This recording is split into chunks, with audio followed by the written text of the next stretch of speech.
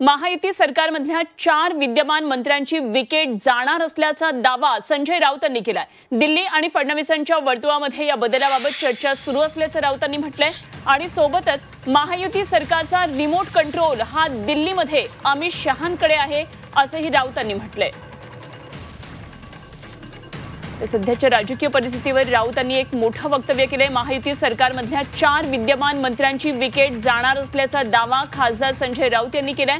दिल्ली आणि फडणवीसांच्या वर्तुळामध्ये या बदलाबाबतच्या चर्चा सुरू आहेत असा राऊतांचा दावा आहे आणि सोबतच महायुती सरकारचा रिमोट कंट्रोल हा दिल्लीमध्ये अमित शहांकडे आहे असं मोठं वक्तव्य खासदार संजय राऊत यांनी केलंय।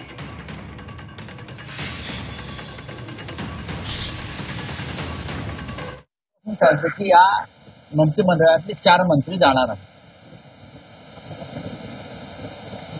संजय शिरसाट एक मंत्री आहेत मला वाटतं, त्यानंतर माणिक कोकाटे, योगेश कदम यांचं नाव त्यात जोडलं गेलेलं, बाकीची नावं समोर येत आहेत। पण 4 वरून संपूर्ण मंत्रिमंडळाची सफाई करून एक वेगळ्या चेहऱ्याचं मंत्रिमंडळ आणावं अशी चर्चा दिल्लीत आणि मुख्यमंत्र्यांच्या वर्तुळात सुरू आहे।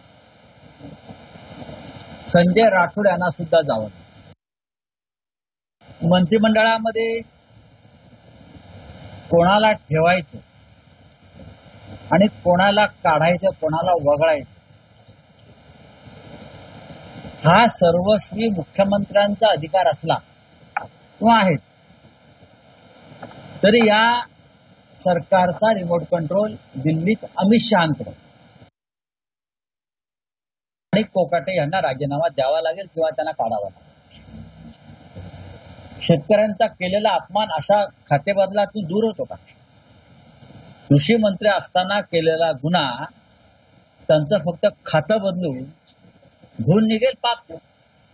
अजित पवार नाही मान्य, स्वतःला शेतकऱ्यांची मुलं समजतात, स्वतःला शेतकरी समजतात आणि माणिक कोकाटे असतील, संजय शिरसाट असतील, योगेश कदम असतील, संजय राठोड असतील, हे असे सगळे नमुने आपण मंत्रिमंडळामध्ये घेतलेले आहात। राज्य कसं चालवताय तुम्ही?